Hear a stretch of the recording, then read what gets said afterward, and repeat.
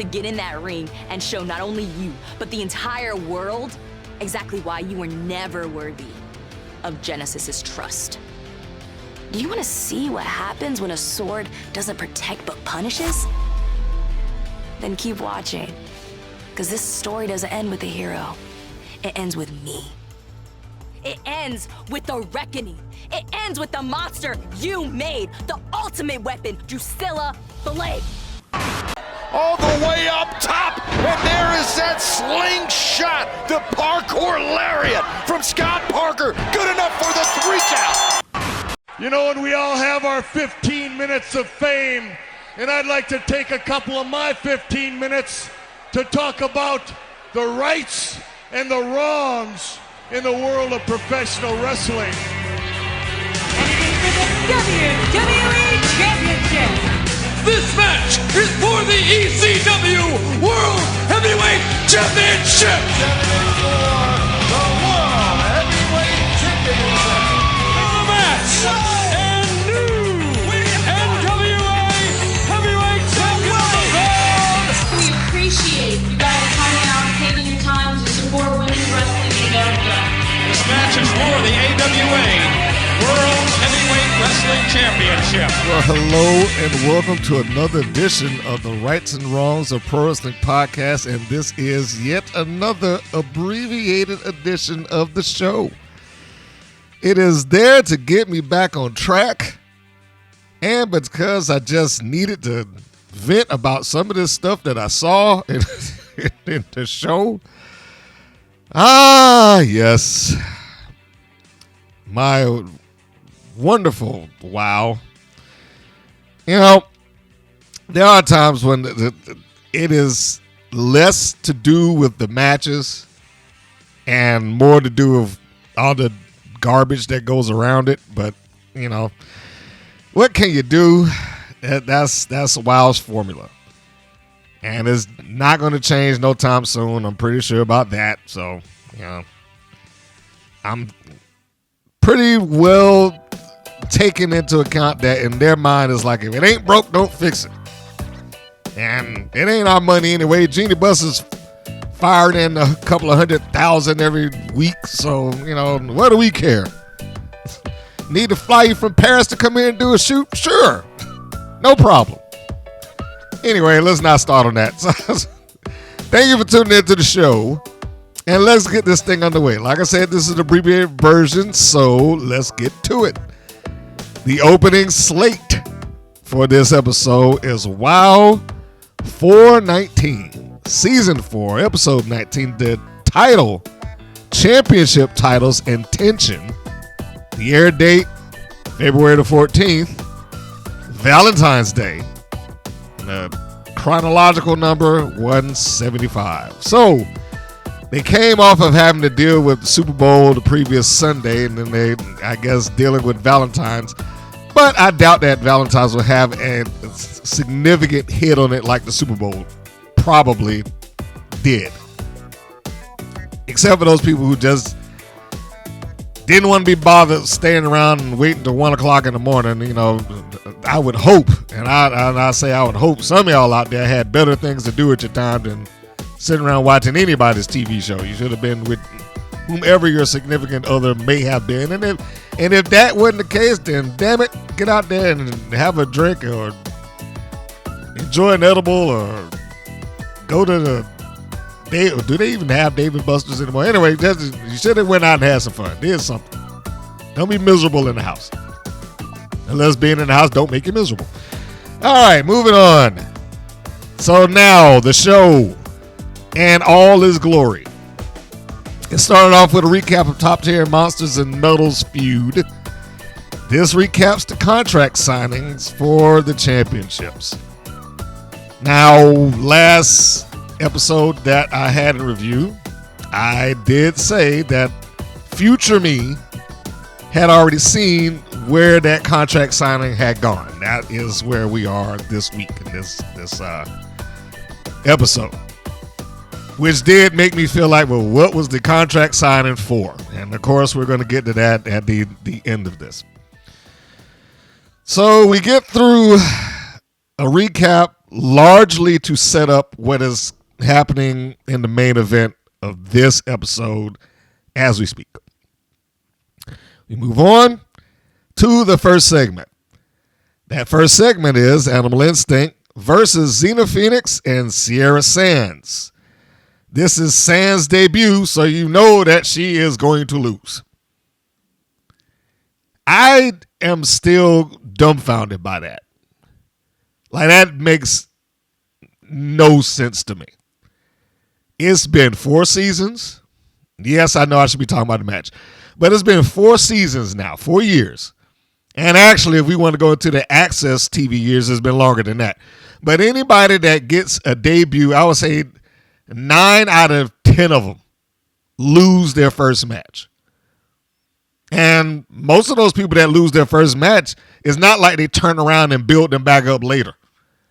They just turn into normal Wild Girls. There's nothing special to them. The one person that they did have in recent memory that won the debut and seemingly was going to have a strong run was Nashville. But then she got 2 blemishes on her record. One, we never saw the end of her in Class Match. I really want to know what kind of a massive screw up must have happened at the end of that match that they decided that we're going to run this, but we're not going to mention it, not going to show the end of it. We're just going to lop it off and pretend that it never happened.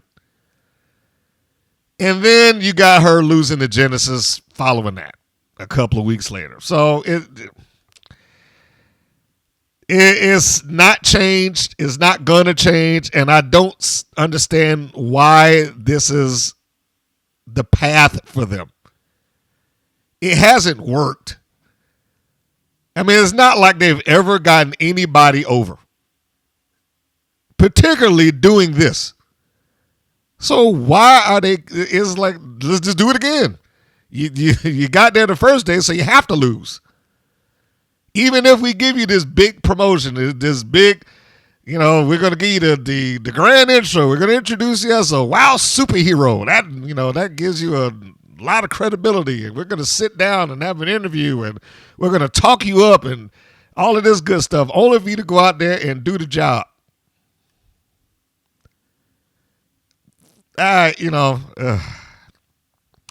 Some days I wonder why I bother. But anyhow, Sands, it should be noted, works as Gypsy Mac on the Indies. And I think maybe the last time I had seen or heard her name mentioned during an independent show was she was taking on Brittany Brooks, for a championship. So what I wrote down here is that this is Sands' debut. She has no intro, she's no video, no interview, etc. She's destined to lose. Zane does mention, good for him, that she's been wrestling for 6 years. So he did acknowledge that she has a wrestling resume beyond WoW, which is probably, the logic that they have. Well, she can do well out on the indies, but when she comes to WoW, that's the big leagues. She can't just walk in there and win, so she has to take the fall. I guess that's the logic. I don't know. But she pops in. He does give credit where it's due. Good for, Zane for trying to give some level of credibility towards her. But again, it's kind of hard to look at that as being credible and see her as this credible threat when she, and maybe not threat, maybe that shouldn't even be the term that I use, but as a credible wrestler there when she walks into the loss. Because I would be willing to bet that they probably would have her job like 2 or 3 more times before she even sees a win. If she gets one before then, I honestly will be vastly surprised. I'll be shocked. Now, her and Phoenix. What happened to Xena Phoenix and Kai? What didn't Dave McClain get into the ring with both of them and like Kai gave her a big hug and you're a wonderful partner and all that stuff, and then all of a sudden it's just gone. You know? And what happened to this? I'm changing the legacy here in the WoW, and you guys, the legacy's been something, and now it's going to. I mean, she had some nonsensical promo that she was doing, her being Xena Phoenix. Now, I will say, visually, they look good. In-ring work, I still don't have a problem with Phoenix. I just think Phoenix is vastly underused. She isn't a great promo. She could do what she needs to do in the ring. And that's probably going to be her strong suit. But it feels like with Xena Phoenix, they have no direction for her. It's just, sometimes she's a single star, then we'll just throw into a random tag team whenever it's convenient. And there just does not seem to be a focal point for her. And I can't imagine that you can have a focal point for every single person that's on the roster top to bottom. It just can't be done. However, the reason I bring her up is because they gave this big talk about her. They tend to do that. Talk up people that they don't seem to have a clear direction on. When it would probably be just as easy for them just to talk about them as a competent competitor in the ring and just go on from that until they have something that they're trying to focus on and they're trying to get you to believe like, oh, okay, she's en route of trying to go after this or that thing, or she's in this feud with this person and now we got to play up the credentials and we have to talk about how good they are and whatnot. It's not like when Bill Goldberg showed up, there was like, hey, you know, and Bill, he's going to be a phenomenal wrestler one day, and he could be a world champion. It's not like that happened. Most people don't get that. But in the WoW's universe, almost everybody walks in with the potential to be a world champion because everybody's a WoW superhero. Anyhow, they're in there with Animal Instinct, as stated. I can say a lot of things about Animal Instinct, but I will not say that they perform badly in the ring. Nor will I say that, you know, their promos lack. I might not like necessarily the execution of the promos because they still got that Disney villain thing going on. I mean, you can't tell me if you took Goldie Collins' voice and heard that come out of Cinderella's stepmom's mouth that it wouldn't fit. Oh, darling, you know, that over the top nonsense that she likes to do. Same thing with Jinx. Just take hers and put it in, pick any Batman cartoon that's got Catwoman in it over the years, and there you go.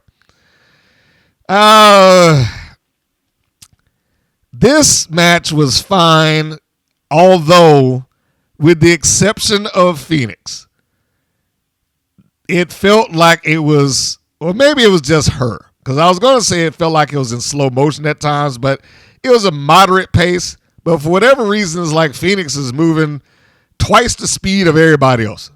Or at least that's what it felt like. I don't know why she's moving at that pace, but she just seemed to be moving faster than most everybody else that's around her. I mean, the takedowns, roll throughs, the flipping the rolls and all of that stuff. She just seems to move at a much quicker pace than the people that she's working with and around.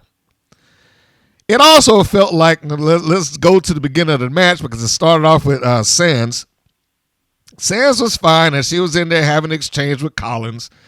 I expect Sans to be far more fluid than Collins is. Not to say anything bad about Collins, but if we're going off of the narrative of what WoW tends to do, and I have no reason not to believe it at this point, most of them that come from a non-wrestling background basically require a couple of days of practice to get the match down. Whereas I would believe Sands, aka Gypsy Mac, probably does not. So, when you're thinking about it, when you're working like that, it's probably going to make you take a moderate pace. But despite the moderate pace that we got off of Sierra Sands and we got off of Goldie Collins, and again, they both did fine, then we get to tag to Xena Phoenix. And I swear, I wrote down, it looks like she blew her comeback set in the first 2 minutes of this match. Like, Eric, just imagine, go back and look at this video. And imagine that was the hot tag, and then Phoenix came in and did all of that. They're coming out the top. Well, I mean, once Jinx is in the ring, I can't say it with Collins. But once Jinx is in the ring, I mean, look at her from that point on and just visualize that this is the part where she gets the hot tag and she's trying to take over the match for her and her team. This felt like a comeback set. And like I said, it felt like she blew it within the first 2 minutes. I don't know what caffeine they gave her or how many energy drinks she had while she was sitting in the back, but she just seemed to have a lot of energy at this particular point. The team of Animal Instinct, as a heel team, I don't really have any issues with beyond the fact that they are like really cartoony. I wish that they, like a lot of the ones that I like, got the opportunity to do this aside from WoW so that they could get the psychology of what they're doing better than what they have. Opposed to, let's just kind of work this thing out and before the match and we'll have it memorized. I mean, I hope that that's not the case with all of them. But they work well as the heel team. They probably got thrown into a position that they weren't prepared for because they were having to be main event talent before they have main event talent. They do look the part. Both tall, both, good look in character, execute well. So, I know there's people out there that have been high on Goldie Collins for a while, and I have not. But at the same time, I do have to acknowledge that she has done well for the most part, along with her partner. Every once in a while, they'll do something that I'm like, well, maybe not that. But for the most part, I find few flaws in the execution of what they do. Like even with Collins and her flamboyancy, I will use Jay Boogie as the counterpoint to this statement. The thing that bothered me about Boogie is that she did not seem to be doing these, we'll call them signature dances, at a point where it felt like this is a natural thing for her to do. She just would do it at any given point.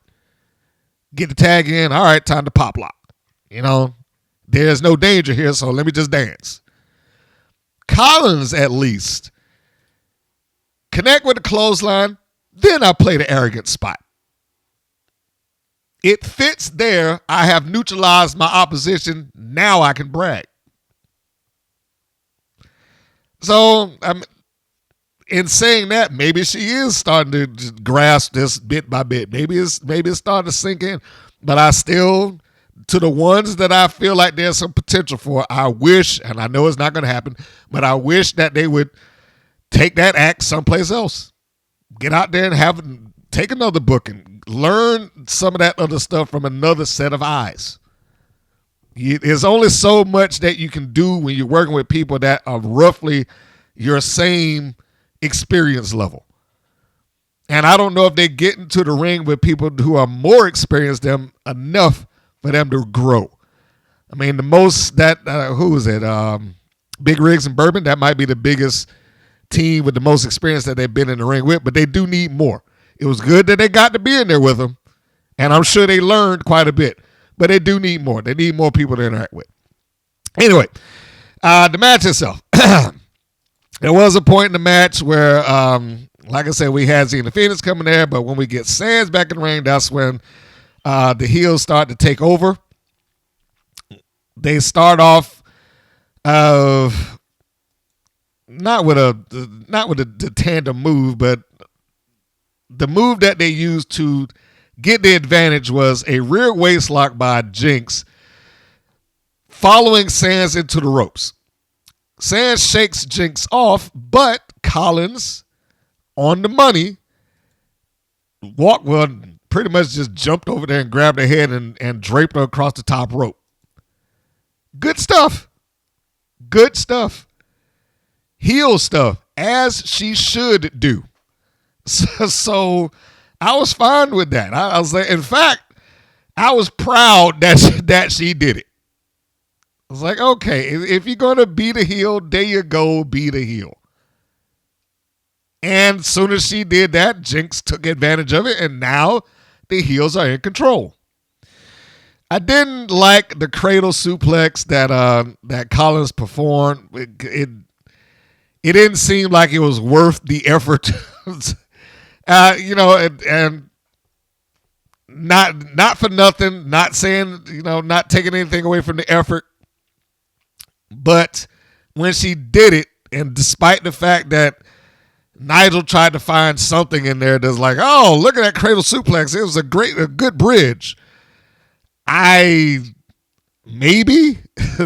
she had a good bridge there. I mean, she did bridge up. I don't know if I would call that the best one that I've seen, the overall. Of course, that honor belongs to Mr. Perfect. But it wasn't so much the bridge that I was not impressed with so much as the cradle itself. Like, once she got her down there, she could not or did not lock the hands so that the cradle looked like she was trying to hook her in. It just felt like a normal suplex and the hand was underneath her knee. That was pretty much it. So let's get towards the end of this thing. Sands is the one that has the bulk of the heat put on her. So she's working to try to get out of there. She finally does when she's in the ring with who was that, Jinx? She does this little 6-1, I guess you would call that. I mean, and I don't know what her area code is. She does this little 619 when she is sent into the rope so she can loop back in, roll through, and then make the hot tag. And she gets the hot tag off to Xena Phoenix. And again, Phoenix is barreling through. She's got a lot of fight. She's got a lot of fire. She's got a lot of energy. I like Xena Phoenix. I know that her promo is not now and probably not going to be anytime soon her strong suit. I also thought that for a while there that she was going to be more or less groomed to be one of their single stars. And at this point, they really need it. I have a strong suspicion that we're not going to see Princess Ozzy anytime soon. I don't know if we're going to see Nashville back again. I don't know what position Garrett is going to be in because she seemingly gets endless number one contenders matches only to lose them in short order. So she needs, not she, the show needs more top baby faces. And I thought that was the more or less direction that they were trying to go in. But that didn't happen. So now let's see the end of the match. Phoenix and Sands were looking like they were attempting to go for something. I don't know what this finish was. It was a little wonky to me. Phoenix has Jinx up on her shoulders. And it looks like they were, I don't know what combination that they were attempting to do. Maybe they was going to do like a Death Valley Driver TKO combination. I don't know. Collins is already on the floor and she's already in position to grab somebody's leg, and we can see that coming. So Sands is now tagged in. She's the legal person despite the fact that Phoenix has Jinx up on her shoulders. Sands goes running past. She gets caught by Collins and tripped. Jinx is able to get down off of the shoulders of Phoenix pretty much on her own power. Tosses her out of the ring. Then we get the roll up by Jinx, and they do the same finish where one of them puts the foot on the hip or the ass, whichever way you prefer, and they get the pin. 1, 2, 3. There we go. Animal Instinct wins with the roll up and the added leverage from Collins. And I am, fine with that. The match, probably 5 minutes, maybe. Something along those lines. About 5 minutes long. They cut a promo after the match, and they're clearly in character. This is the part of their performance that I'm not a huge fan of. They sound as cartoony as they look. But they, like a lot of the heels, have more meat on their promos, and they demand a title shot. The only thing, the meat on the promo aside, it seems like the only motivating factor that anybody ever has is like, we deserve a title shot. We deserve a title shot. Give us a title shot. It's another one of these. So I guess. I mean, didn't they lose a match? No, I'm sorry. They didn't. They beat the team that I needed them to beat. They beat Cruz and they beat Boogie. So I stand corrected. Never mind. They beat a newly formed team and Xena Phoenix and Sierra Sands. I don't know what they're going to do with Xena Phoenix at this point, other than maybe when she pops up again, she'll be on her own. But there we go. She makes her appearance, her being Sierra Sands, and she's also the one that dropped the fall as expected. The heels want and say that they deserve a title shot, and we will see where that goes, or if they're just saying it just for the sake of saying it. I wrote down this is another blown debut, ? I thought they could have gotten more out of this, but I think that they could get more out of this with most people that have some credibility outside of the WoW world. But I'm sure that them having credible work outside of WoW means little to nothing to David McLean or anybody else that's in WoW management. It is not acknowledged for the most part. But the funny thing is that except for here, they did acknowledge it. He said it. She's been wrestling for 6 years. So the only thing that I can even remotely think of that, well, maybe this is why they did is because they look at WoW as being the big leagues. And, well, you winning on these independent shows, that's not the same level of competition as Animal Instinct. Gypsy Mac ranked 135 in the PWI 250, by the way. She's almost halfway up of 250 wrestlers. And let me clarify, 250 women wrestlers. And I doubt that there's anybody that is from WoW as their WoW persona being represented there. They might be on the list. Anytime you look at it on Reddit and somebody wants to try to say that WoW, hey, they got these people on the list, they're never listed as WoW talent. They're WoW girls. They might participate on WoW, but they're not there because of the merit of the work that they do on WoW's TV. They're there because of the stuff that they do elsewhere. Whether that's fair or not. I've already had that conversation with somebody in WoW, but I was pretty anonymous. But yeah, I mean, whether that's fair or not, it cannot be overlooked that WoW does not, they never have, and they never will cater towards wrestling fans, except for when they have to do it. That's the only time I've ever seen them ever cater towards the, I don't want to say the hardcore wrestler, but the wrestling fan base. When they took their act to, like, what was that, WrestleCade? It was one of the wrestling conventions, I believe WrestleCade. And that was when they didn't have a show and they were trying to keep WoW and the consciousness of people. Like, that's the only time that wrestling fans have ever had any sort of value to WoW. When it was that. Outside of that, they could care less. See them in variety. Next segment.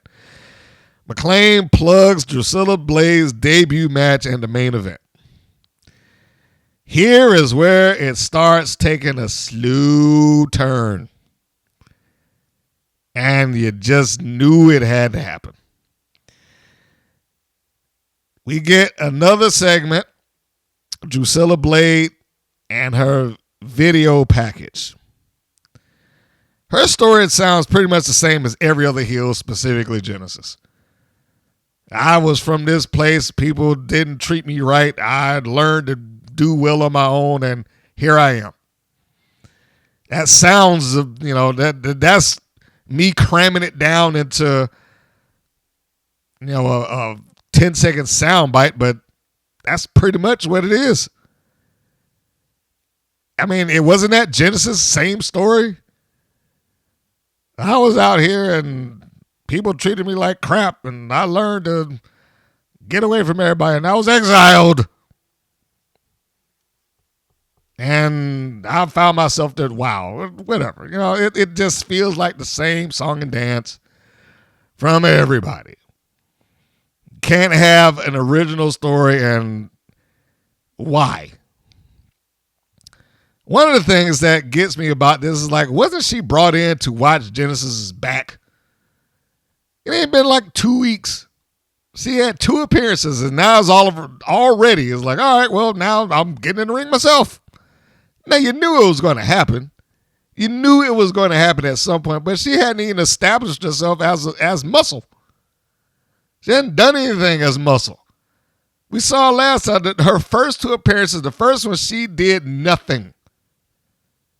The second one, she didn't do anything different than any other manager.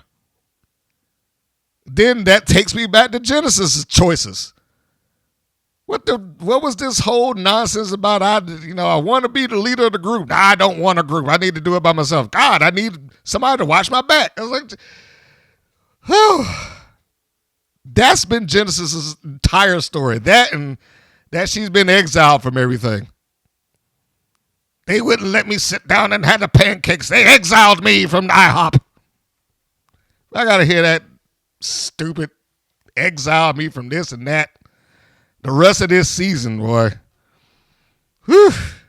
I need to call Siren up and tell her, make me a voodoo doll of certain individuals on that show, starting with Jay Boogie. I know that's out of sequence. And then give me Genesis.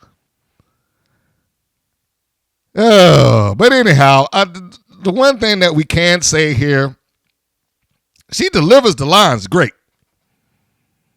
That you can definitely say. Drucilla Blade delivers these lines great. Now, I wouldn't be surprised if they're written, but she delivers it with conviction and fire. No argument for me there. And in terms of, I guess, the look, well, yeah, she looks the part. She still looks like a goddamn vampire to me. I'm sorry, she does. Give her some fangs, and there you go. And I don't know how this is some sort of weapon master's gimmick and has nothing to do with I'm sure it doesn't have anything to do with the Marvel character Blade. It better not. Otherwise, they got a lawsuit waiting around the corner. But it wouldn't shock me if that was part of the inspiration there. And not in the least, it wouldn't shock me at all. Now, why did they have a weapons master coming to a wrestling promotion? I don't know. I mean, I guess it's in their universe, I guess it makes sense. We'll just have these blades here so I can threaten you with it. See this sword here? Huh? These are the kind of swords that my son buys. I'm almost willing to bet that too. Those swords, by the way, that he purchases, they're very decorative swords. Look fantastic, but they're dulled down. They don't have any sharp tips to them. And I would guess that Drucilla Blade swords are pretty much the same thing. It is funny to me. I have been begging and pleading and carrying on about they are terrible about having props and the right things. And then when they finally get one that they look like hey, let's get the right thing here and let's get a sword that looks like a sword. Well, you're getting an item that you can't use. You can't really work with it and not look like an idiot. I mean, who's going to use a sword just to try to knock somebody out? That wouldn't make any sense now, would it?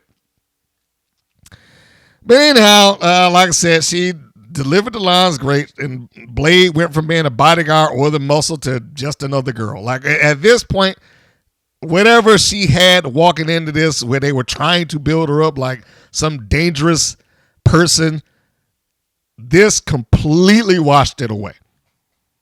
Now we'll talk about the match following it. But she wasn't even over as being dangerous yet. Why is she having the match? That was what I wrote down when I saw this.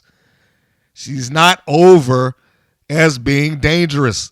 She hasn't been in a situation to portray herself as dangerous. She hasn't been in a situation to get herself presented as dangerous. Why are we having this match? We haven't even got her established. But I was at least the promo was specific about Scout Parker. If there's a pro in that, the delivery was good, she looks good, and she was specific about what she's talking about. There's no issue with the promo. The issue is how they set this thing up, leading people into, attempting to believe that she is something that she ain't. Next segment, Samantha Smart promo. This is the introduction of the Enlightened.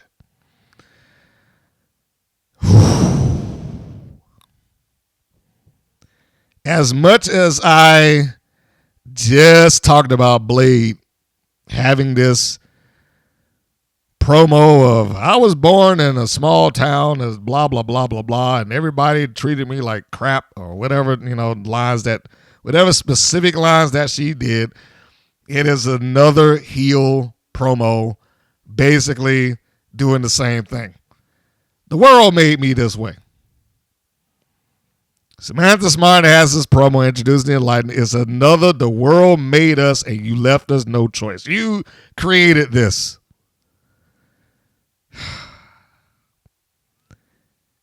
And judging by the individuals that she was introducing, I now have written, and I've already told somebody this before, WoW is about to take a sharp detour into cartoon land, and Samantha Smart is about to lead that charge. Why another faction? I mean, I guess they're going to need another faction for Monsters and Metal to fight when they inevitably win the titles. And I hope that thing just hurries up and just get it over with already. I am so tired of that feud. But we'll get to that when we get to that. So yeah, it's about to take a swift detour off into cartoon land. Just mark my words and you'll see it when it happens. But what I don't understand, because if I'm going to put the pieces together, why is it that Samantha Smart now feels motivated to do that? What is the motivation that she would have that would make her feel like I have no choice but to do this?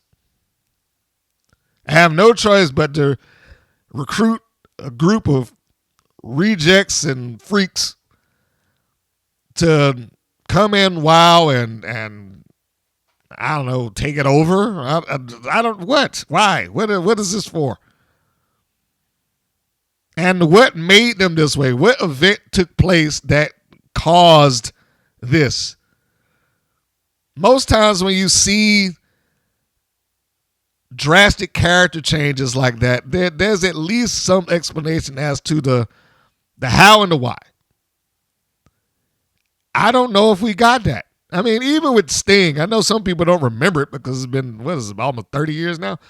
But, I mean, even with him, they tried to explain it. He's mourning the loss of WCW. When he went from being Surfer Sting to the Crow. You know, there was that. Even Bully Ray, when he lost the title and he lost control of the Aces and Eights, it was disbanded against his will. His power was stripped away from him, and he went into emo mode. That AJ Styles would have been the same thing. You know, y'all don't trust me? Fine. That's when he started growing his hair out. There's always been at least some vague idea, at least as much as I can remember, as to why they're doing what they're doing. What motivated them to do or make these changes or form this thing or whatever the case may be. You could probably put that down to the NWO as well, the group. You know, why are we forming this group? Because we don't like WCW, and we're gonna take this place over. And you can go on and on and on and on about the motivations that certain people had. What is Samantha Smart's motivation? Why is this taking place? Beyond the fact that we just got 4 supervillains that we have to merge into the Legion of Doom.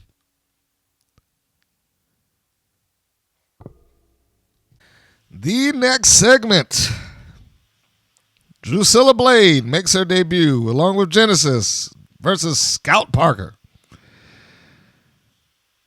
I found it somewhat not funny, but you know, just seeing him walk out to the ring, I was like, wasn't this supposed to be the other way around? I mean, I was pretty sure that she was brought in, she being Drucilla Blade, to watch Genesis' back, not the other way around. But you know, hey.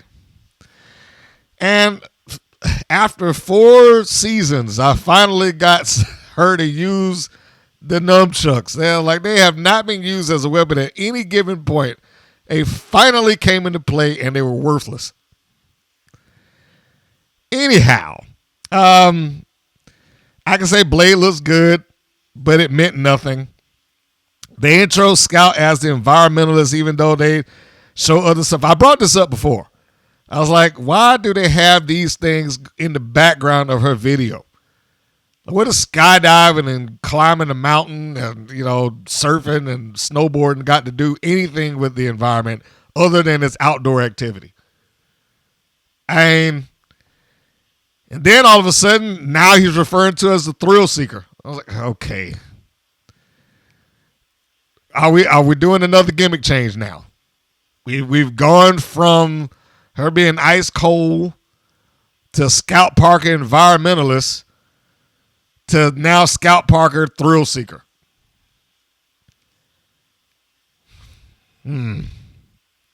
Anyhow, Nigel called her an adrenaline junkie. And I wrote down, what does this have to do with the environment? And the answer to that was nothing.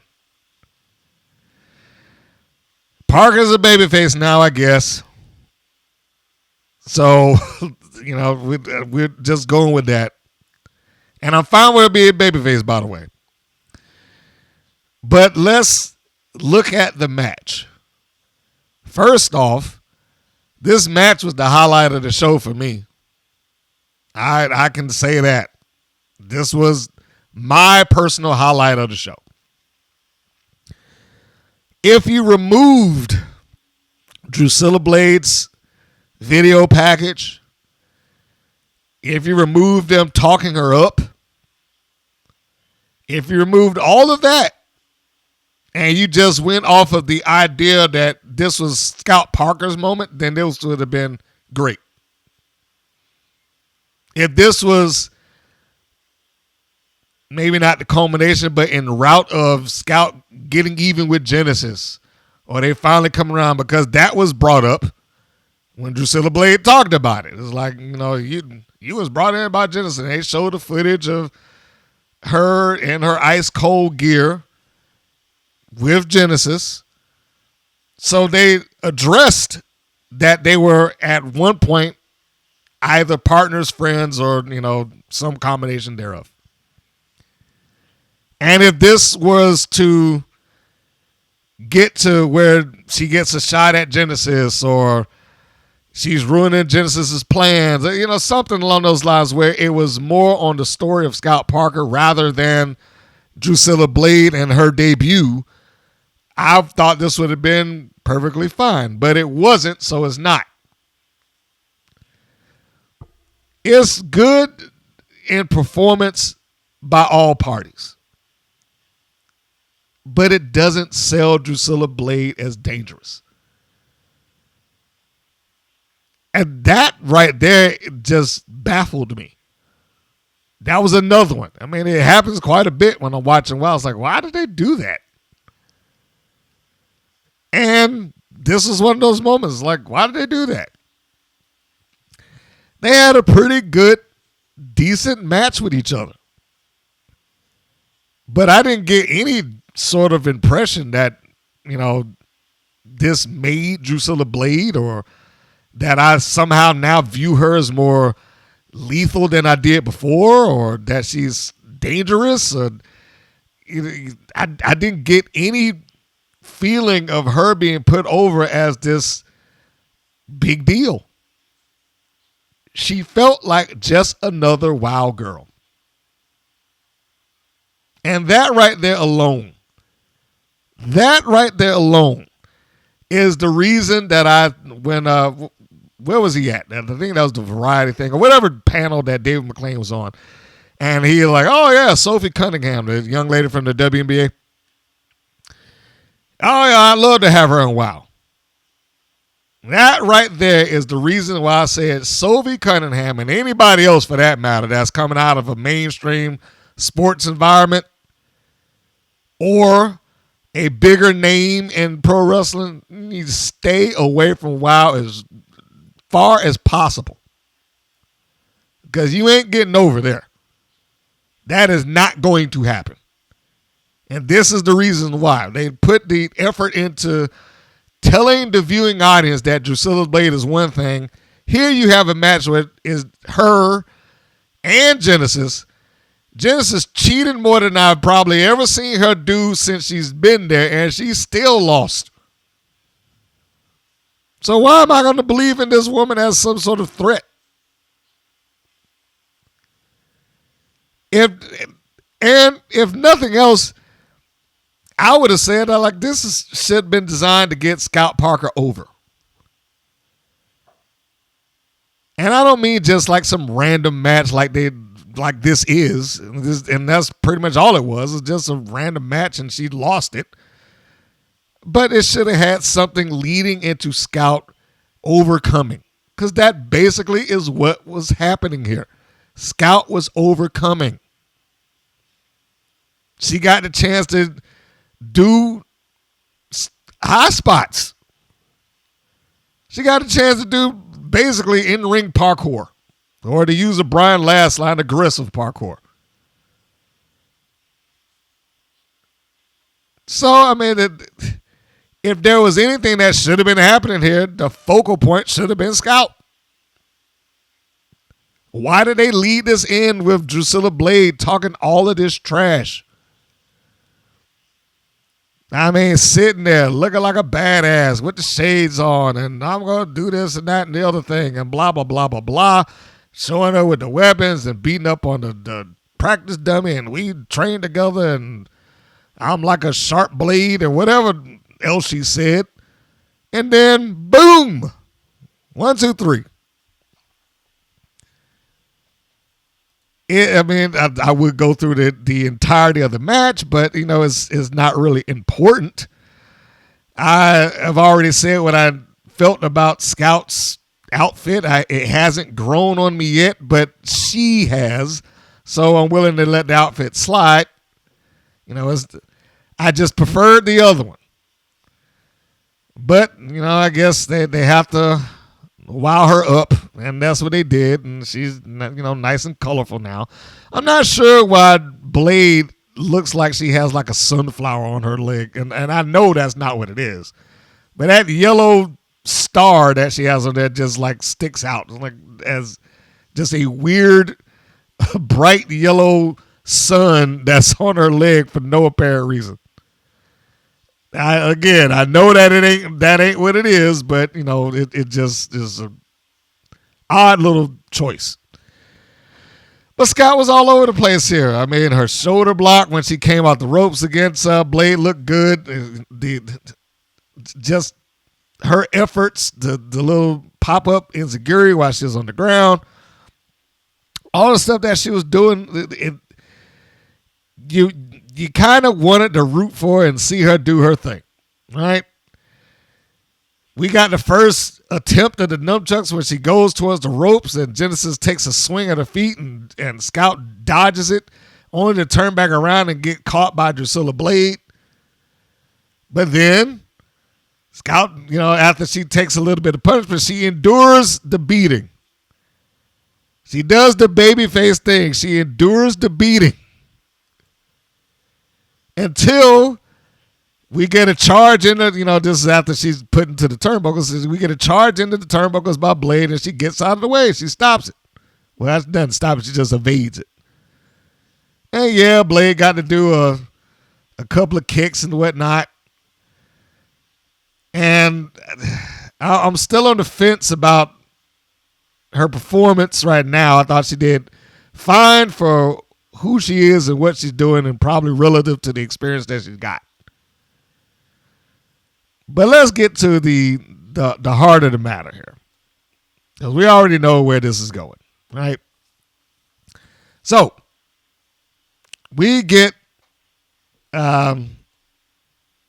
Genesis attempting to run interference and cheat for Drucilla Blade on a couple of occasions. We just called one when she ran towards the ropes and she tried to use the nunchucks then.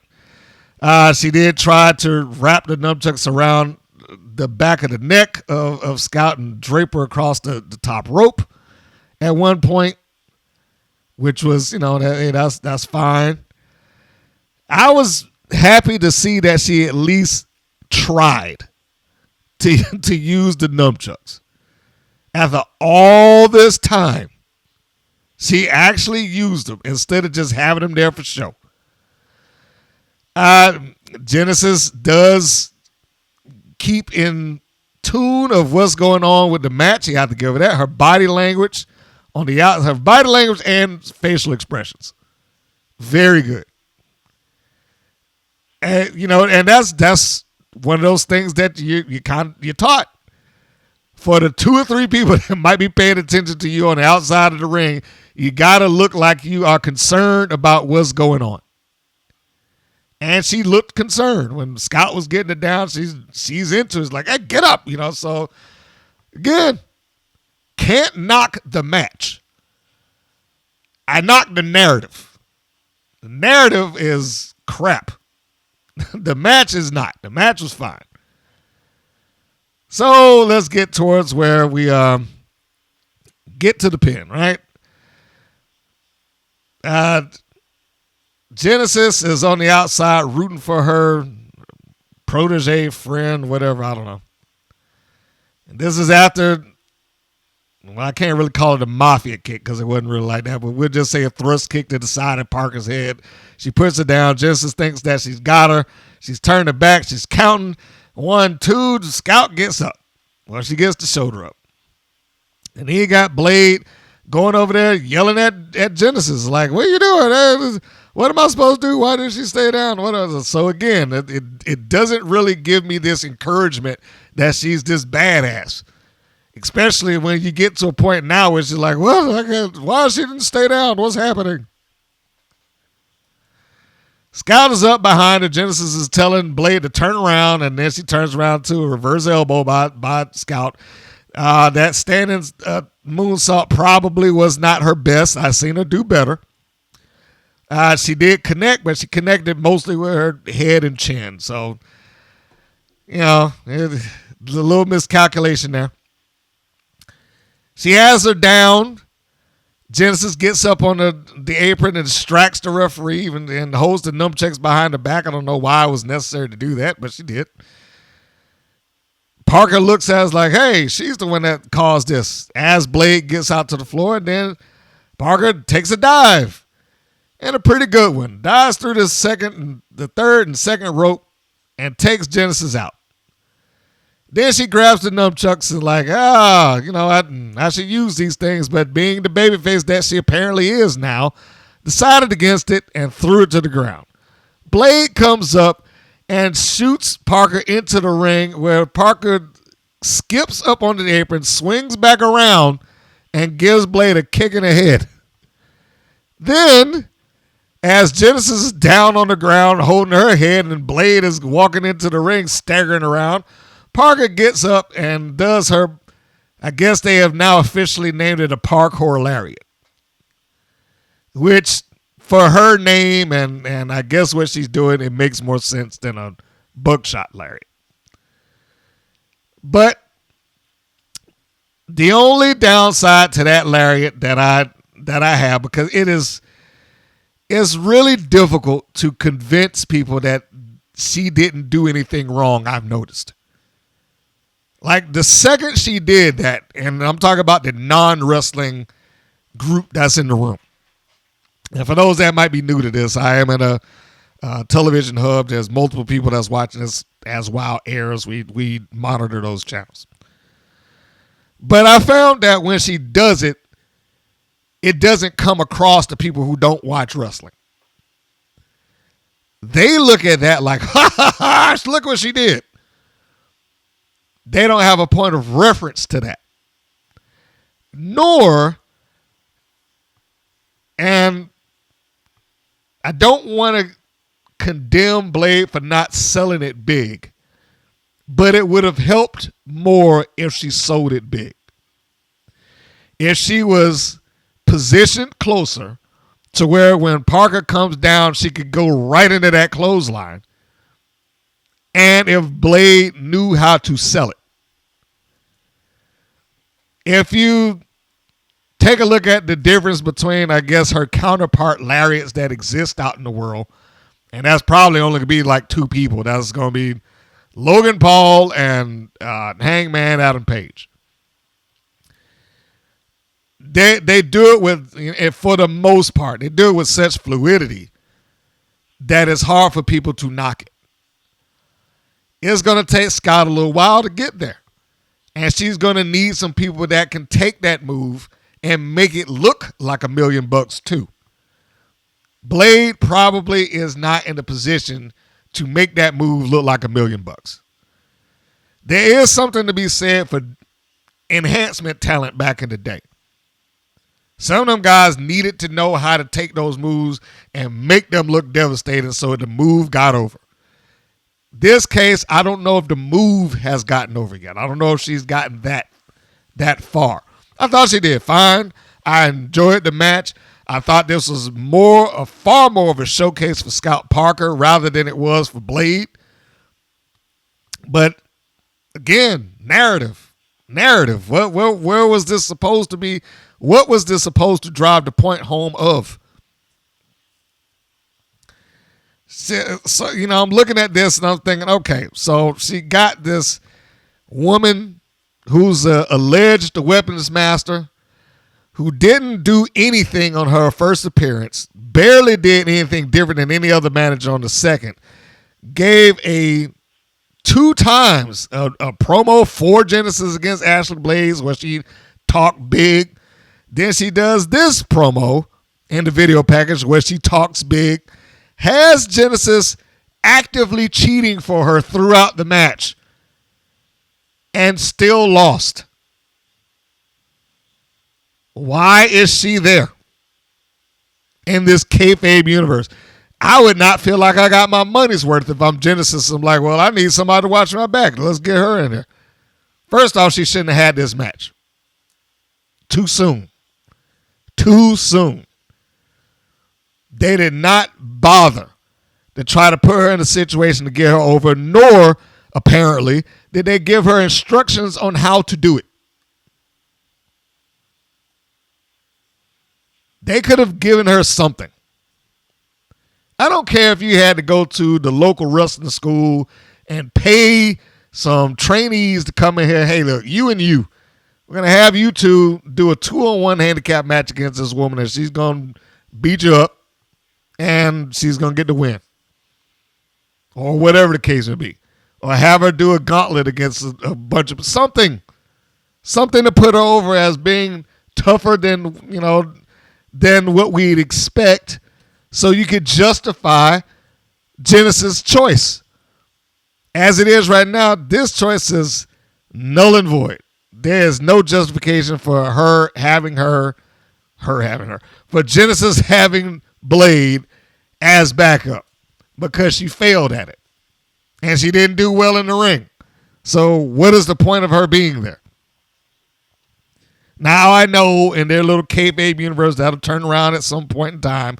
I'm just telling you how this comes across in linear storytelling that they're trying to do. And this is why I say WoW sucks at storytelling.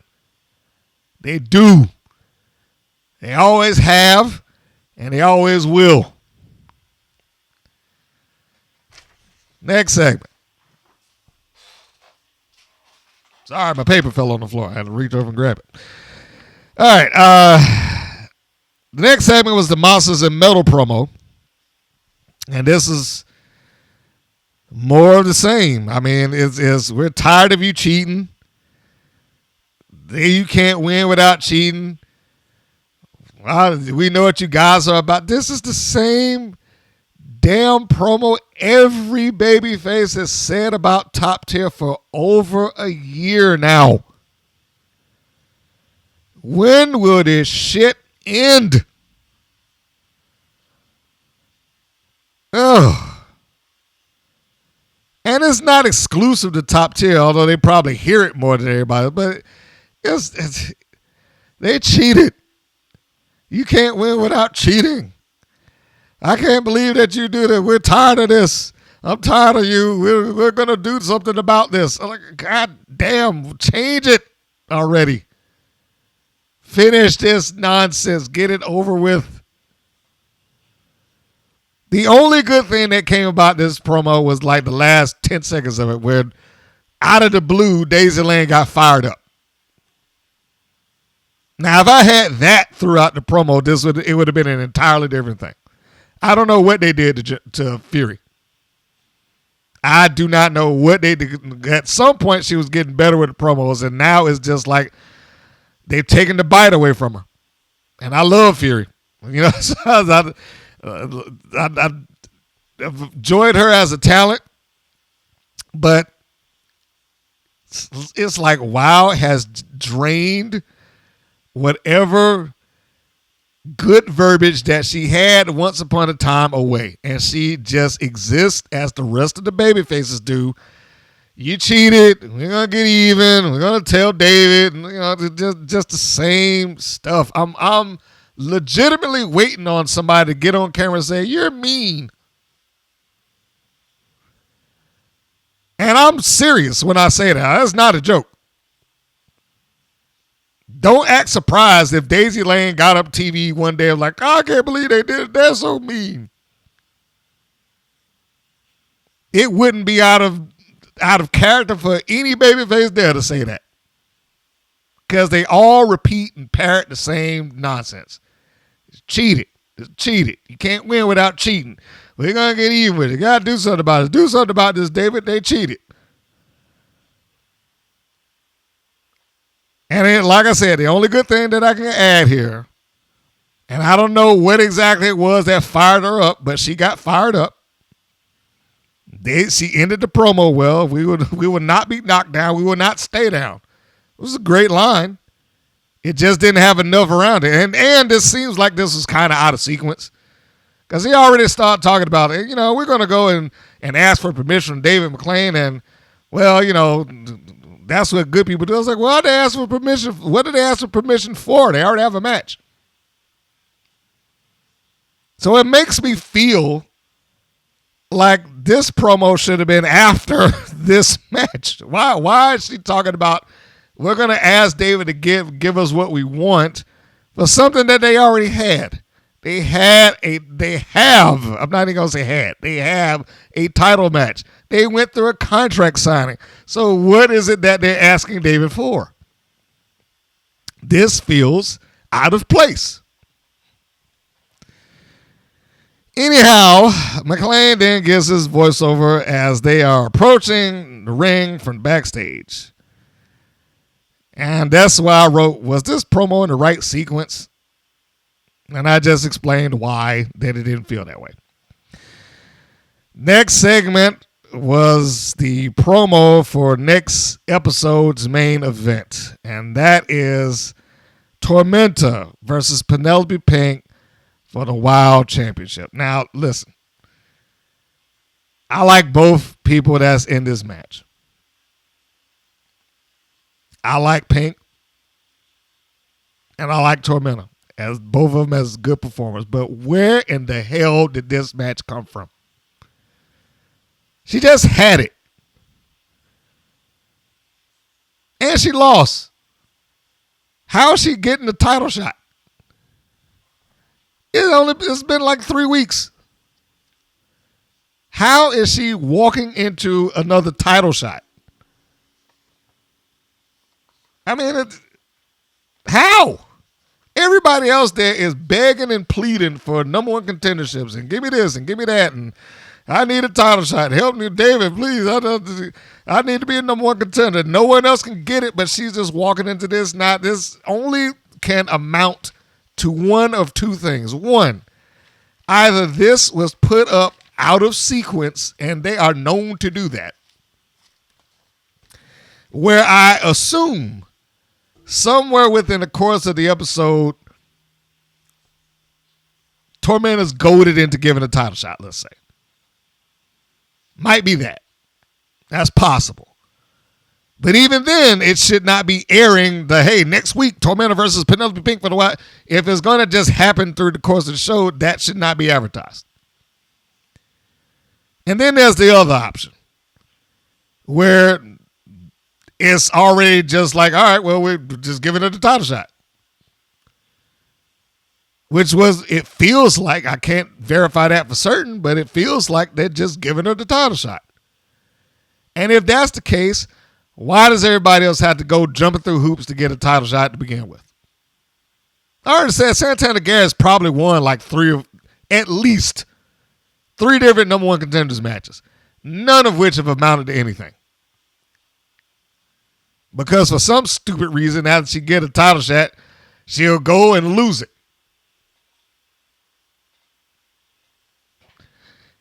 Where is this match coming from? Where is this match coming from? Why is this happening?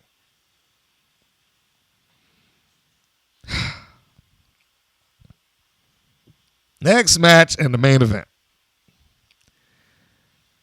Monsters in Metal versus Top Tier. Thumbs up to Katie Marie Jones for attempting to give this the big fight feel. I like that she's at least adjusted her in-ring announce style instead of just duplicating the other young Lauren Huckle, whatever her name was. She's starting to develop what she needs to do as a ring announcer. And I hope she continues to evolve and grow from that. I don't feel any excitement for this match at all. I am tired of the trios championships in general. I'm sick of them trying to put this title over like it means something. Zayn says these are the most important trios titles ever, or whatever he said. I think, seriously?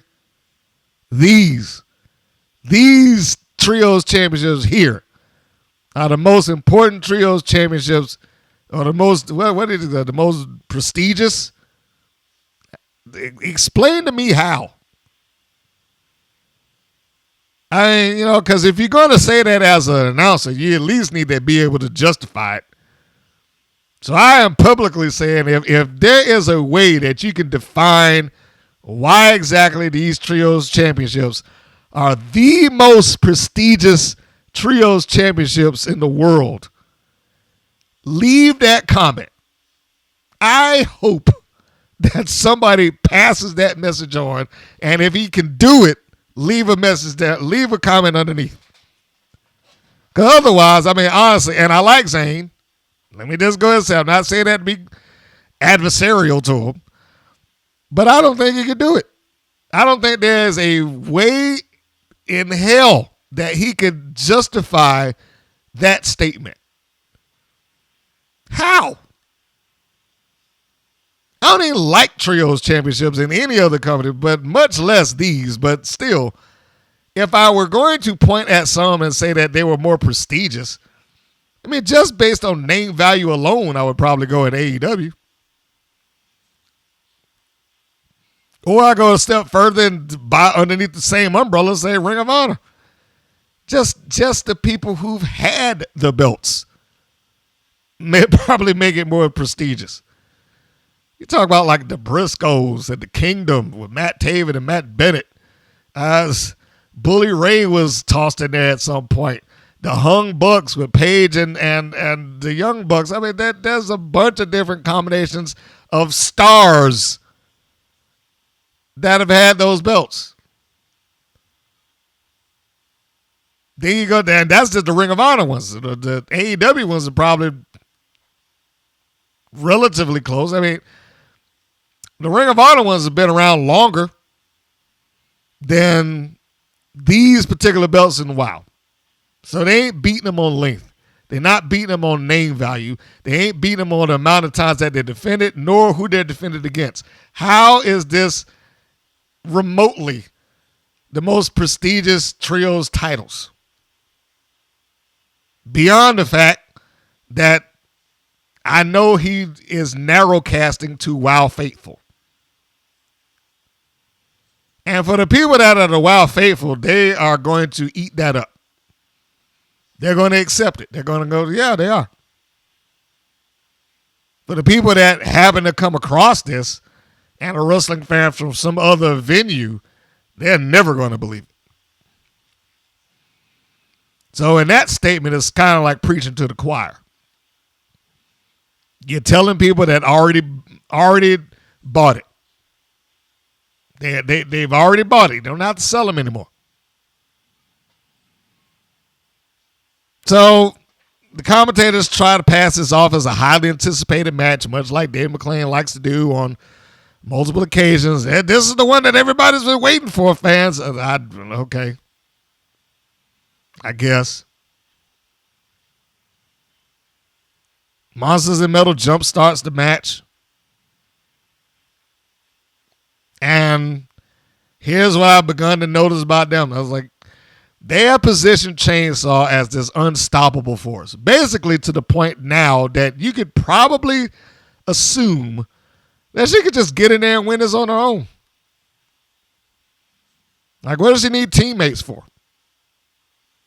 And why do I ask that? Because they go out of their way to make sure that Chainsaw doesn't do anything through the course of the match.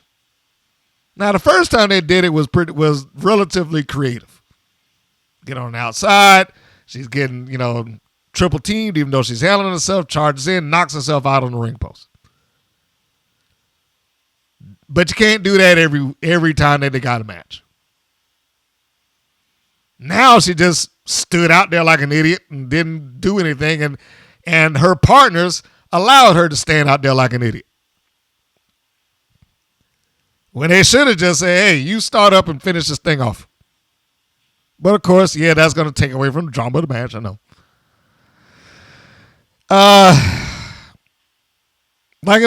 There was a point where, Fury started, because this is a 2-on-3 match for the most part until they decide to have Chainsaw in it. But Fury's in there. She makes a tag out to Chainsaw, who immediately tags Daisy Lane. Like she's stepped into the ring for like all of 2 seconds, tagged so they could do some tandem move, and then walk right back out. And then, wouldn't you know it, Daisy Lane gets cut off at some point, and they get the heat on her and beat her up for a little while. And I said, why? Why did they need to do this?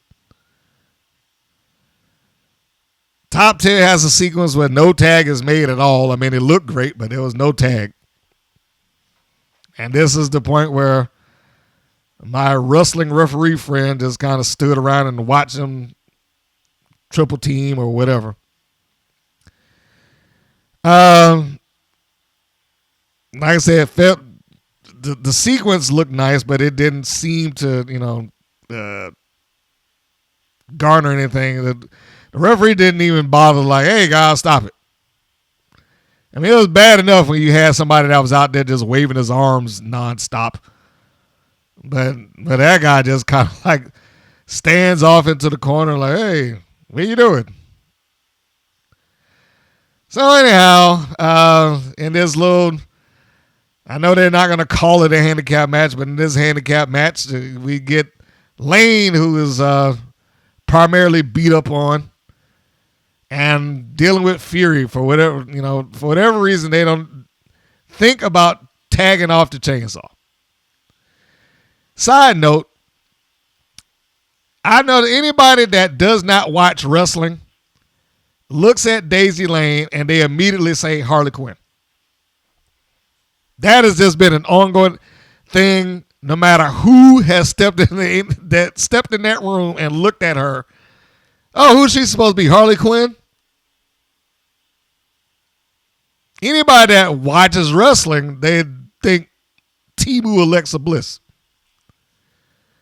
But the one constant that she has is that she is always presented or perceived to be an imitation of something else. Daisy Lane has not created her own standing yet. And I say that because, look, there are people who have gotten into wrestling who have been perceived as a imitation or a pale version thereof until they've managed to find their own niche and work their own path out. Daisy Lane hasn't done that yet. I don't know if she ever will in this environment. Because it's going to take a lot for them to try to convince people that Daisy Lane is his own entity beyond the aesthetic of looking like a Batman villain. Well, I guess Harley isn't a villain anymore. But beyond looking like a Batman rogues gallery character and or WWE's Alexa Bliss. I talked about a little sequence that Top Tier was doing when they were just, I mean, they looked great, but they weren't tagging. They were just kind of in and out. And the referee's like, hey, get out of here. Stop that. At what point did the referees, lose their authority?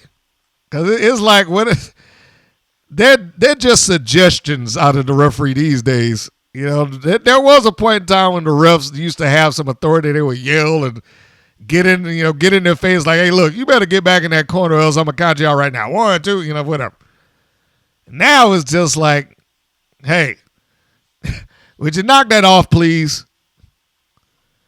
They can look authoritative, but they won't do anything. Anyhow, once Daisy Lane is out of there, who does she tag? No, she doesn't tag Chainsaw. She tags Fury again. So we can keep the handicap match going. So now we got Fury back in here, and she tosses, Campanelli around, and they cut her off and send her out to the floor so she could take her beating too until it's time to have Chainsaw in the ring. While I was watching this, I was like, they might as well have just let Chainsaw just walk away.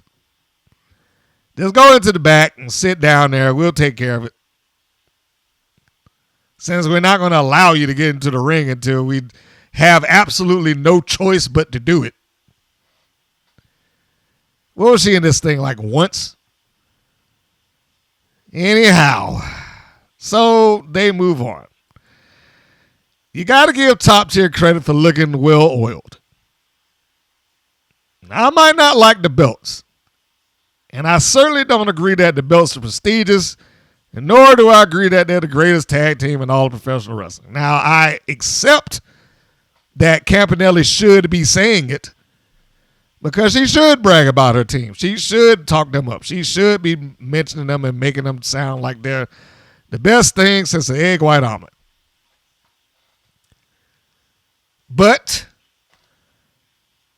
outside of that, the things that I agree with, the team in and of itself, smooth. I wish they were just in the tag team division. Get rid of these stupid trios belts. And they're always going to be just a waste of space, in my opinion. Yet another reason why in some fantasy universe out there, they would never want me to make those decisions. Because those things would be out of here immediately. So anyhow, we get Fury, and she finally drags herself across to make the tag after she gets a good sky-high powerbomb on Campanelli. I mean, and it was a good one. Campanelli got on up there too, boy. You have to, again, gotta give her credit. Gotta give them all credit. And she sold it. Back. She was out in pain. Writhing in pain. And then, this is when the monster comes in. Although, just as an additional little note, what are those things supposed to be on Chainsaw's face? Are they supposed to be like lesions and open sores or whatever the case would be? That had been my entire promo about her. I was like, I'm not getting in the ring with that freak. She had her one chance, and now this is in my contract. Until she goes to see a doctor about that crap that's on her face, I am never getting in the ring with her. I don't know. She's been having those things on there since the day I met her 4 years ago, and they ain't healed. So, no, I don't want her touching me or bleeding on me or even coming near me for that matter. You take care of that, and you get a doctor's note saying that she ain't got some sort of debilitating disease, which is probably causing her brain to shrink to begin with. And then I'll get into the ring with her. Outside of that, it's a big fat no. Now, anyway, back to the match. So, Chainsaw's finally in there, and she gets to do the old monster thing. This is why I said that, what does she need teammates for? That they pretty much established that she is the team at this point. She gets in, pretty much starts wrecking shop, beats up on all of them. Even when top tier come in and stop the pinfall, and they get rid of the other two baby faces. Like Fury and Daisy Lane both come in to help their friend, and they were useless. They got in there and were immediately tossed face first into a post and thrown out to the floor and then tossed into the post. So both of them went face first into a post. While our referee does nothing to try to maintain order or control. He's just kind of standing there yelling. Then all three of them get in on Chainsaw, who's covered up. And top tier decide, all right, guys, it's time to do three kicks to the head. And rather than to even attempt to cover, they turn their backs and, ha, we did it. And that's when we get our Undertaker moment, and Chainsaw sits up. Then you can see the order from Campanelli's like, go and get whatever. Tells Candy Crush to go get a chair. Or go get something. So Crush goes out there to get a weapon, get the chair. Glitter and Campanelli start giving love taps to the back of Chainsaw. And then we get Crush, who comes back in with the chair. And again, Chainsaw's by herself because her friends are useless at this point. The chair comes in, Chainsaw sees it, but she braces for the shot. She gets hit across the back, and then there's, that did nothing. She stands up, and rather than to try to do anything else beyond that point, they just kind of looking like, oh, I can't believe that she just absorbed this pain. And she swats the chair away. Needless to say that they were disqualified for the use of the weapon. So Monsters and Metal won, but they won by DQ. And then they being top tier, go grab their belts and walk off. Well, but they really don't walk off. They kind of just walk to the ramp and stand there for a little while because that invisible force shield that I talked about, the last episode when I said, there's somebody in the back of the wild truck that gets to activate this invisible force barrier that stops people from attacking the other person. Well, he was on his job today and he turned it on. So Monsters and Metal, despite the fact that they were cheated, could not do anything about top tier that was standing probably 6 feet away from them because, the force shield. So while they were rendered helpless, Monsters and Metal gets into the ring and Fury gives a promo, which I wrote she's normally good at, but this wasn't one of her strongest. She starts calling out that, I know how to do these type of things too. I was once part of a team called the Heavy Metal Sisters. And before that, I was a Psycho Sister. I'm like, I don't know if these people have a clue who you're talking about. If it was an all-pro WoW audience, that might make a difference. But I don't know if anybody there knew what the Heavy Metal Sisters were or the Psycho Sisters, and certainly not enough to the point that like, yeah, that's right. She knows how to do such. It's not like, who's a good example? I can't think of anybody. Jerry Lawler. He is not recent, but it's the first one that came to mind. Like every once in a while, you'd have that baby face that would cut the promo like, hey, look, I know that I'm beloved right now, but don't think I don't know how to do XYZ. And come this Monday night, you're going to get the old king. You're going to get the one that tossed fire in the face and this, that, and the other, that. Where you get the promo for the baby face that has had enough. And now I'm going to stoop down to your level and beat you at your own game. You're getting the old me. I don't know if inciting the name of the Heavy Metal Sisters / the Psycho Sisters has the same effect. I mean, they cheered, but I'm not sure if they cheered because they knew who the Heavy Metal Sisters were, or, well, I was going to say are, but there is no R. If they knew who they were at that time.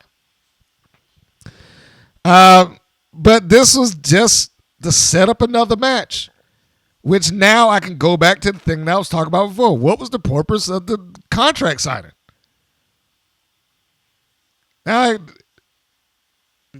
Why? Generally speaking, those contract signings are there to lead you into the big match. Not the deal breaker match, but the blow off, the one that this is the one that's going to settle it. This is it. We are going through the time, trouble, and effort of having a contract signing to get the parameters of the match that we all want, so that when we do this, this is it. It's over and done. But here they're just like, we're going to have this contract signing for this match for them to get DQ'd to set up another match that she apparently does not have to have some sort of contract for now. She just got on the microphone and said it. We want a Full Metal Mayhem, that's TNA. Full Metal Massacre match. Whatever that happens to be. If it's anything close to what TNA has, they might get a lawsuit. But anyway, a Full Metal Massacre match, which is basically every other no disqualification, no count out, no rules match. So you have that. But this is also the problem that's inherent to WoW. Not to them, not to Monsters and Metal or Top Tier, but this is the problem that's inherent to WoW just being a weekly TV show. Is that there is no tentpole event. There is no pay-per-view. There is no streaming event. There's no live thing that they're driving people for. There's no special episode of WoW. There's nothing to push people towards this thing. And so they have to rely on every week. Well, this is the one that you're waiting for, fans. Everybody wants to see this match. You don't know which one is supposed to be the big match. You don't know which one is supposed to be the one. You don't know which one is supposed to be, all right, this is the one that's supposed to sell it. Because they just drag it out and they do stuff like this. You would have thought, out of normal wrestling logic, you would have thought to go through the measure of having the contract signing and presenting it like, all right, this is it, folks. This is the one. That would have been it. But here we are going into another one. And I honestly could care less. I just want this to be over. I want this to be over. I want Top Tier to lose the belts so we can move on. I know they're gonna, but just get it over with already. But that right there is the problem with them having to do weekly TV, and that's it. There's no big thing that they can push towards. I'm pretty sure they're probably gun shy about doing another pay-per-view. They probably don't need to be doing that anyway. But it needs something. It needs some event to push the television towards. I don't know if they would ever be able to pull it off if they had it to begin with, but at least the effort might be there. Needless to say, I can't say it was disappointing because this was not surprising to me. It wasn't surprising because this is basically what happened with the entire tag team championships. What was that? Miami Sweet Heat and Pink and Swag. It's over and over and over and over and over again. And then, yeah, they finally had a good match in the cage. Just didn't make any sense. It's not going to shock me if this repeats that. They'll probably have a reasonable match. It probably just won't make any sense in the grand scheme of it. Because WoW does not try to make things make sense. And there you had it, folks. That was the reviews for WoW Women Wrestling, their most recent episode. But depending on when this particular one drops, I think possibly Monday. And I'm estimating at this point. But there will be another episode this weekend, and this may drop following that episode. If that is the case, then you would have watched what I'm talking about before I read this now. But let's read it for my sake, because I haven't watched it yet, because it hasn't aired. What is coming up? Episode 420, Season 4, Episode 20, titled Best Damn Thing. I don't know why they spelled it DAM like a damn for water, but I mean, maybe they didn't want to write damn out because they got a little star there instead of an N. Maybe they thought they would insult somebody. I don't know. So anyhow, this is what they have listed and written down for this upcoming episode. It already starts off with bullshit, but I'll read it anyway. Everyone is talking about the IQ superior Samantha Smart, who has seemed a little off since suffering injuries during the Classmaster's recent brutal showdown with Santana Garrett.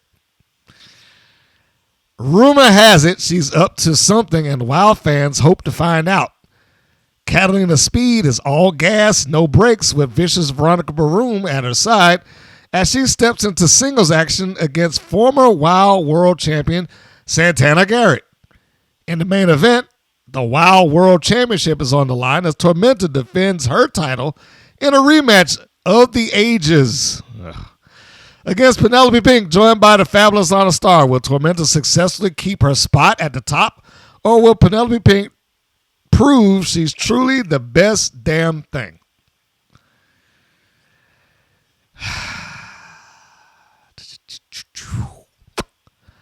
Okay. When did the Classmaster have a brutal showdown with Santana Garrett? I mean, they had a match, but brutal is, I can't even say that's a stretch. That's just bullshit. As I said, this starts off that way. And I didn't even mean that as my statement of BS. I was that everyone is talking about IQ superiors. I was like, really? They are? Who? And at what point did she seem a little off? And why? And for what? What injuries? Anyway, all we saw was her get knocked off of the apron, and then she did a promo for the joining of the evil forces of the universe. I don't know. So I don't know what that's about. Catalina Speed back in the ring, Veronica Baroom at her side. I assume that she'll lose this one too. And that we'll have to hear Dave McClain talk about, Santana Garrett's trying to do this for her father. And then we get this rematch of the ages, I guess. I mean, look, I got nothing against either one of them, but again, rematch of the ages? By whose standard? And it's not like they probably could deliver a rematch, a match of the ages, but that ain't happening in WoW's TV. And again, how is she getting this match in the first place? What does she do to earn this title shot? It's just, I have a title shot. When everybody else is struggling and begging and pleading and please get out the title shot. Why won't you let me have one, David? You're cheating me.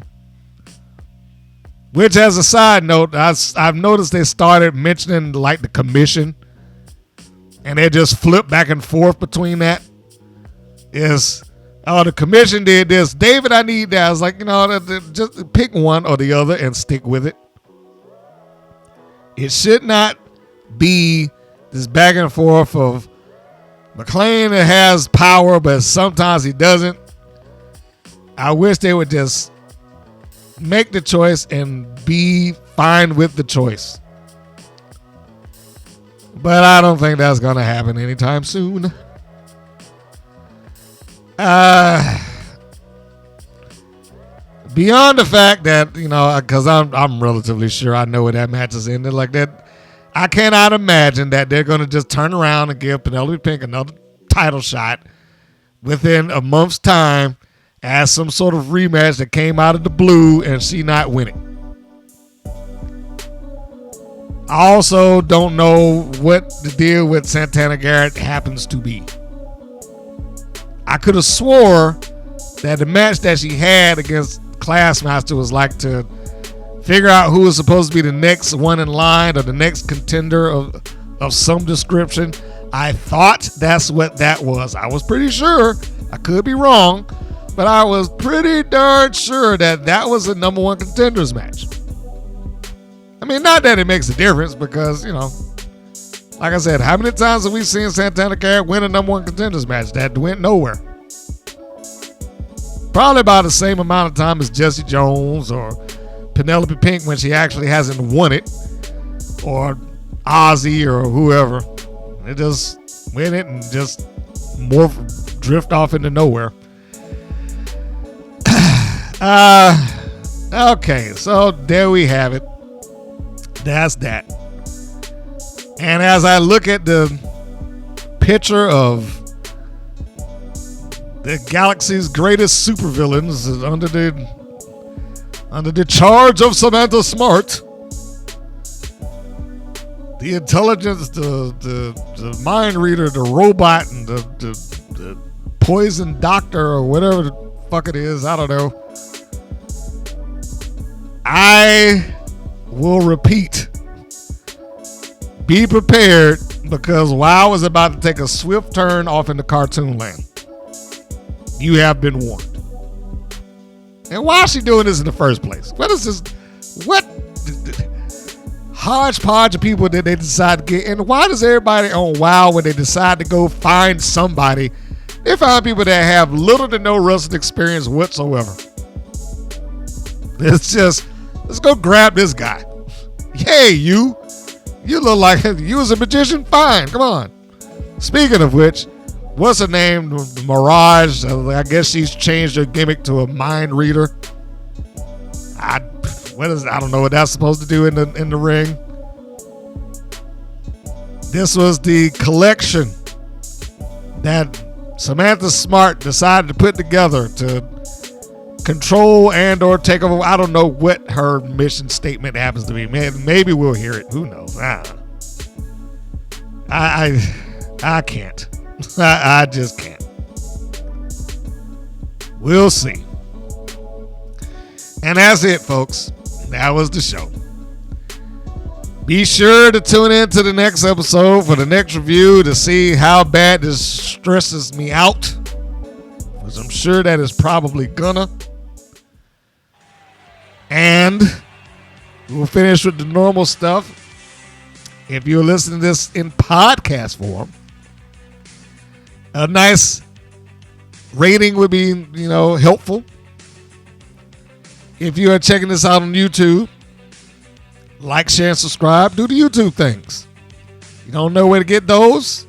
WPNWrestling.com. Everything goes there. 24-hour day, 7-day a week stream. All podcast episodes drop down on the little podcast widget. And it features a lot of people and a lot of episodes. A lot of review. It is a archive of reviews, probably short of maybe 5 of them, from WoW all this season, including some that you didn't see aired at all. That unaired season of WoW, that's down in there somewhere. Probably easy for you to dig through the YouTube thing to find it, but in the unaired season of WoW, all of that's covered. All of his glorious, nonsensical logic right there in review for you to listen to.